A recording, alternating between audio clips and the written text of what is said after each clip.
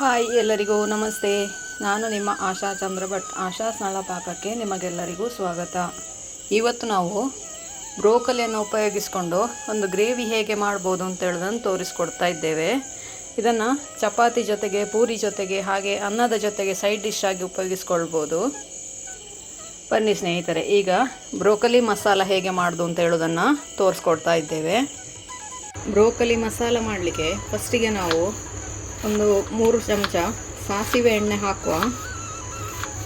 ಸಾಸಿವೆ ಎಣ್ಣೆ ಹಾಕಿ ಅದನ್ನು ಫ್ರೈ ಮಾಡಿಕೊಳ್ಳುವ. ಫಸ್ಟಿಗೆ ಹಾಫ್ ಫ್ರೈ ಮಾಡುವ, ಆಮೇಲೆ ಅದನ್ನು ಮಸಾಲೆ ಜೊತೆಗೆ ಬೇಯಿಸ್ಕೊಳ್ಳುವ. ಸಾಸಿವೆ ಎಣ್ಣೆಯಲ್ಲಿ ಯಾವುದೇ ಫ್ರೈ ಮಾಡಬೇಕಾದ್ರೆ ಸರಿಯಾಗಿ ಬಿಸಿಯಾಗಿರಬೇಕು. ಈಗ ಬ್ರೋಕಲಿಯನ್ನು ಇದಕ್ಕೆ ಹಾಕ್ಕೊಳ್ತಾ ಇದ್ದೇನೆ. 3 ರಿಂದ 4 ನಿಮಿಷ ಇದನ್ನು ಸಣ್ಣ ಉರಿಯಲ್ಲಿ ಫ್ರೈ ಮಾಡಿ. ದೊಡ್ಡ ಉರಿಯಲ್ಲಿ ಫ್ರೈ ಮಾಡೋದಾದರೆ 2 ನಿಮಿಷ ಮಾಡಿದರೆ ಸಾಕು, ಯಾಕಂದರೆ ಬ್ರೋಕಲಿ ಬೇಗ ಬೇಯ್ತದೆ. ಹಾಗಾಗಿ ಇದನ್ನೀಗ ತೆಗೆದಿಡುವ.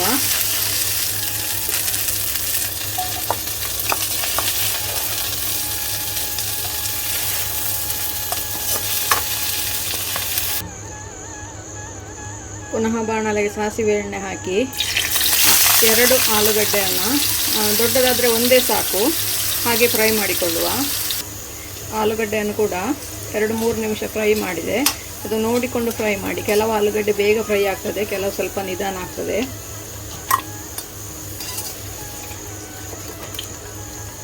ನೋಡಿ, ಇಷ್ಟ ಆದರೆ ಸಾಕಿದು. ಎಣ್ಣೆ ಬಿಸಿ ಆಗ್ತಾ ಇದ್ದ ಹಾಗೆ ಒಂದು ಪಲಾವ್ ಎಲೆ, ಒಂದು 4-5 ಲವಂಗ, ಒಂದು ಮರಾಠಿ ಮೊಗ್ಗು, ಒಂದು ದೊಡ್ಡ ಏಲಕ್ಕಿ, ಹಾಗೆಯೇ 1 ಇಂಚಷ್ಟು ಚಕ್ಕೆ,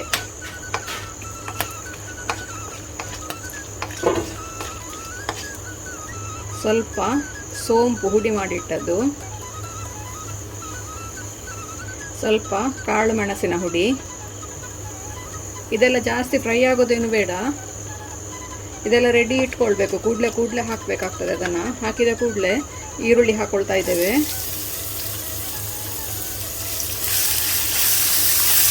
ಈರುಳ್ಳಿ ಹಾಕಿ ಟ್ರಾನ್ಸ್ಪರೆಂಟ್ ಆಗುವವರೆಗೆ ಇದನ್ನು ಫ್ರೈ ಮಾಡಬೇಕು. ಜಾಸ್ತಿ ಮೆರೂನ್ ಎಲ್ಲ ಮಾಡಬೇಕು, ಬ್ರೌನ್ ಎಲ್ಲ ಮಾಡಬೇಕು ಅಂತ ಏನಿಲ್ಲ, ಜಸ್ಟ್ ಟ್ರಾನ್ಸ್ಪರೆಂಟ್ ಆದರೆ ಸಾಕಿದು. ಈರುಳ್ಳಿ ಹಾಫ್ ಕುಕ್ ಆದಮೇಲೆ ಶುಂಠಿ ಬೆಳ್ಳುಳ್ಳಿ ಪೇಸ್ಟ್ ಹಾಕಿ, ಇಲ್ಲದಿದ್ದರೆ ಅದು ತಳ ಕುತ್ಕೊಳ್ತದೆ. ಅದಕ್ಕೋಸ್ಕರ 1 ಟೀ ಸ್ಪೂನಷ್ಟು ಶುಂಠಿ ಬೆಳ್ಳುಳ್ಳಿ ಪೇಸ್ಟ್ ಹಾಕ್ತಾ ಇದ್ದೇನೆ.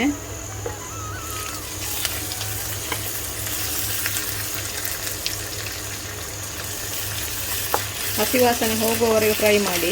ಈರುಳ್ಳಿ ಆಲ್ಮೋಸ್ಟ್ ಟ್ರಾನ್ಸ್ಪರೆಂಟ್ ಆಗಿದೆ. ಬೆಳ್ಳುಳ್ಳಿ ಮತ್ತು ಶುಂಠಿಯ ಸ್ಮೆಲ್ ಹೋದರೆ ಸಾಕು. ಹೋಗ್ತಾ ಇದ್ದ ಹಾಗೆ ಸಣ್ಣಗೆ ಕಟ್ ಮಾಡಿಟ್ಟಂತಹ 2 ದೊಡ್ಡ ಟೊಮೆಟೊ ಹಾಕ್ತಾ ಇದ್ದೇನೆ.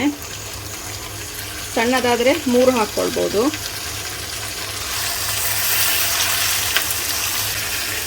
ಒಂದು ಪಾತ್ರೆಯಲ್ಲಿ 1 ಹಿಡಿಯಷ್ಟು ಗೋಡಂಬಿ ಹಾಕಿ ಇದನ್ನು ಒಂದು 5 ನಿಮಿಷ ಅದನ್ನು ಬಿಸಿ ಮಾಡ್ತೇನೆ ನೀರು ಹಾಕಿ. ಅದರ ಜೊತೆಗೇ 1 ಟೀ ಸ್ಪೂನಷ್ಟು ಗಸಗಸೆ ಹಾಕ್ಕೊಳ್ತಾ ಇದ್ದೇನೆ. ಇದನ್ನು ಈಗ 5 ನಿಮಿಷ ದೊಡ್ಡ ಉರಿಯಲ್ಲಿ 1 ಕುದಿ ಬರುವವರೆಗೆ ಕುದಿಸ್ತೇನೆ ಅದನ್ನು. ಇದೀಗ ಈರುಳ್ಳಿ ಹಾಗೂ ಟೊಮೆಟೊ 2 ಕೂಡ ಮೆತ್ತಗಾಗಬೇಕು, ಅಲ್ಲಿವರೆಗೆ ಇದನ್ನು ಫ್ರೈ ಮಾಡುವ. ಒಂದು 2 ರಿಂದ 3 ನಿಮಿಷ ಬೇಕಾಗ್ತದೆ ಇದು. ಇದಕ್ಕೊಂದು ಸ್ವಲ್ಪ ಹುಡಿ ಉಪ್ಪು ಹಾಕ್ಕೊಳ್ಳುವ. ಒಂದು ಅರ್ಧ ಟೀ ಸ್ಪೂನಷ್ಟು ಈಗ ಹಾಕ್ಕೊಳ್ತಾ ಇದ್ದೇನೆ, ಆಮೇಲೆ ನೋಡಿಕೊಂಡು ಹಾಕ್ಕೊಳ್ಳುವ. ಇದೀಗ ಫ್ರೈ ಆಗಲಿಕ್ಕೆ ಮಾತ್ರ. 1 ಟೀ ಸ್ಪೂನಷ್ಟು ಕೊತ್ತಂಬರಿ ಹುಡಿ, ಅರ್ಧ ಟೀ ಸ್ಪೂನಷ್ಟು jeera powder, 1 tea spoon garam masala ಹಸಿ ವಾಸನೆ ಹೋಗ್ಲಿಕ್ಕೆ 1 ನಿಮಿಷ ಅದನ್ನು ಫ್ರೈ ಮಾಡಬೇಕು. ಫ್ರೋಝನ್ ಬಟಾಣಿ 1 ಕಪ್ಪಷ್ಟು ಹಾಕ್ತಾ ಇದ್ದೇನೆ. ಅದರ ಜೊತೆಗೆ ಆಲೂಗಡ್ಡೆ ಕೂಡ ಹಾಕ್ಕೊಳ್ತಾ ಇದ್ದೇನೆ. ಬ್ರೋಕಲಿಯನ್ನು ಕೊನೆಗೆ ಹಾಕ್ಕೊಳ್ಳುವ, ಅದು ಬೇಗ ಬೇಯ್ತದೆ. ಅದಕ್ಕೋಸ್ಕರ ಚೆನ್ನಾಗಿ ಮಿಕ್ಸ್ ಮಾಡಿ ಒಂದು 2 ನಿಮಿಷ ಸಣ್ಣ ಉರಿಯಲ್ಲಿ ಇದನ್ನು ಫ್ರೈ ಮಾಡಿಕೊಳ್ಳುವ. ನೀರು ಹಾಕಲಿಲ್ಲ ನಾವು ಇನ್ನೂ ಕೂಡ ಎಲ್ಲಿಯೂ.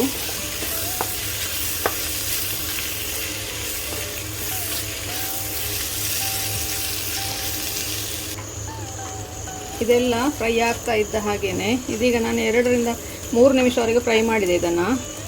ಇಲ್ಲಿ ನೋಡಿ ಆಲೂಗಡ್ಡೆ ಅರ್ಧ ಬೆಂದಿದೆ, ಇದು ಬಟಾಣಿ ಕೂಡ ಒಂದು ಸ್ವಲ್ಪ ಬೆಂದಿದೆ. ಈಗ ಇದಕ್ಕೆ ಗೋಡಂಬಿ ಹಾಗೂ ಗಸಗಸೆ ನಾವೇನು ಬೇಯಿಸಿದ್ದೀವಿ ಅದನ್ನು ಪೇಸ್ಟ್ ಮಾಡಿ ಹಾಕ್ಕೊಳ್ತಾ ಇದ್ದೇನೆ. ಪುನಃ 1 ಕಪ್ ನೀರು ಹಾಕ್ಕೊಳ್ತಾ ಇದ್ದೇನೆ. ನಿಮಗೆ ಎಷ್ಟು ಗ್ರೇವಿ ಬೇಕು ಅಷ್ಟು ನೀರು ಹಾಕ್ಕೊಳ್ಳಿ. ನಾನು 1.5 ಕಪ್ ನೀರು ಹಾಕಿದೆ ಈಗ ಈ ಹಂತದಲ್ಲಿ ನಾನು ಬ್ರೋಕೊಲಿಯನ್ನು ಕೂಡ ಸೇರಿಸ್ಕೊಳ್ತಾ ಇದ್ದೇನೆ. ಇನ್ನು ಇದನ್ನು ಆಲೂಗಡ್ಡೆ, ಬಟಾಣಿ, ಬ್ರೋಕೊಲಿ 3 ಕೂಡ ಒಂದು ಸ್ವಲ್ಪ ಬೆಂದು ಮಸಾಲೆ ಎಳೆಯುವವರೆಗೆ, ಅಂದರೆ ಒಂದು 5 ನಿಮಿಷ ಇದನ್ನು ನಾವು ಕುದಿಸ್ಕೊಳ್ಬೇಕಾಗ್ತದೆ. 5 ನಿಮಿಷದಲ್ಲಿ ಇದೀಗ ರೆಡಿ ಆಗ್ತದೆ. ಟೋಟಲಿ ನಿಮಗೆ ಒಂದು 15 ರಿಂದ 20 ನಿಮಿಷದ ಒಳಗೆ ನಿಮಗೆ ಗ್ರೇವಿಯನ್ನು ಮಾಡಿಕೊಳ್ಬೋದು. ಆಲ್ಮೋಸ್ಟ್ ಎಲ್ಲ ಸಾಮಗ್ರಿಗಳು ನಿಮ್ಮಲ್ಲಿ ಇದ್ದೇ ಇರ್ತವೆ ಇದರಲ್ಲಿ. ಇದನ್ನು ನೀವು ಊಟಕ್ಕೆ ಕೂಡ ಉಪಯೋಗಿಸ್ಕೊಳ್ಬೋದು, ಚಪಾತಿ ಜೊತೆ ಕೂಡ ತಿನ್ಬೋದು, ಹಾಗೆ ದೋಸೆಗೆ, ಅನ್ನದ ಜೊತೆ ಕೂಡ ಸೈಡ್ ಡಿಶ್ ಪಲ್ಯದ ಹಾಕಿ ಇದನ್ನು ಉಪಯೋಗಿಸ್ಕೊಳ್ಬೋದು. ಯಾಕೆಂದರೆ ಎಲ್ಲ ತರಕಾರಿಗಳನ್ನು ಹಾಕಿದ್ದೇವೆ. ಮಕ್ಕಳು ಯಾವಾಗಲೂ ತರಕಾರಿ ತಿನ್ನಲಿಕ್ಕೆ ಕೇಳೋದಿಲ್ಲ. ಆವಾಗ ಇಂಥದ್ದೆಲ್ಲ ಅವರಿಗೆ ಮಾಡಿಕೊಟ್ರೆ ಆರಾಮವಾಗಿ ಊಟ ಮಾಡ್ತಾರೆ. ಹೊಸ ರುಚಿ ಕೂಡ ಆಗ್ತದೆ ಅವರಿಗೆ, ತರಕಾರಿ ಕೂಡ ಸರಿಯಾಗಿ ಹೊಟ್ಟೆಗೆ ಹೋಗ್ತದೆ. ಈ ಹಂತದಲ್ಲಿ ಉಪ್ಪು ನೋಡಿಕೊಂಡು ಕಡಿಮೆ ಉಂಟು ಅಂತಾದರೆ ಹಾಕ್ಕೊಳ್ಳಿ. ನಾವಾಗ ಸ್ವಲ್ಪವೇ ಉಪ್ಪು ಹಾಕಿದ್ದು. ಉಪ್ಪು ಬಹಳ ಅಂದಾಜೆಲ್ಲ ಹಾಕಬೇಕಾಗ್ತದೆ, ಯಾಕೆಂದರೆ ಯಾವುದಕ್ಕೆ ಕೂಡ ಜಾಸ್ತಿ ಉಪ್ಪು ಬೇಕಾಗುವುದಿಲ್ಲ. ಗ್ರೇವಿಗೆ ನಾವು ಬೇರೇನು ಕಡೆದು ಹಾಕುವುದಿಲ್ಲ. ಹಾಗಾಗಿ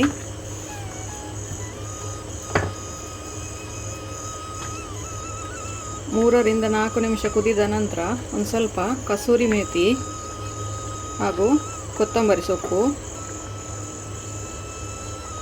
ಮೇಲಿಂದ ಉದುರಿಸಿ ಒಮ್ಮೆ ಇದನ್ನು ಮಿಕ್ಸ್ ಮಾಡಿದರೆ ನಮ್ಮ ಬ್ರೋಕೊಲಿ ಮಸಾಲ ರೆಡಿ ಆಯಿತು.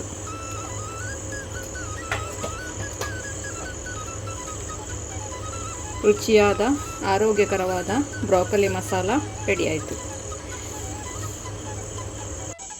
ನೀವು ಕೂಡ ಒಮ್ಮೆ ಟ್ರೈ ಮಾಡಿ ನೋಡಿ, ಹೇಗಾಯಿತು ಅಂತ ಕಮೆಂಟ್ ಮೂಲಕ ನಮಗೆ ತಿಳಿಸಿ. ಲೈಕ್ ಕೊಟ್ಟು ಶೇರ್ ಮಾಡಿ. ನೀವಿನ್ನೂ ನಮ್ಮ ಚಾನಲನ್ನು ಸಬ್ಸ್ಕ್ರೈಬ್ ಮಾಡ್ಕೊಳ್ಳಿಲ್ಲ, ಸಬ್ಸ್ಕ್ರೈಬ್ ಮಾಡಿಕೊಂಡು ಪಕ್ಕದಲ್ಲೇ ಇರುವ ಬೆಲ್ ಐಕಾನನ್ನು ಒತ್ತಿ ನಮ್ಮನ್ನು ಸಪೋರ್ಟ್ ಮಾಡಿ. ನಾಳೆ ಇನ್ನೊಂದು ಹೊಸ ವಿಡಿಯೋದೊಂದಿಗೆ, ಹೊಸ ರೆಸಿಪಿಯೊಂದಿಗೆ ಪುನಃ ನಿಮ್ಮನ್ನು ಭೇಟಿ ಆಗ್ತೇನೆ.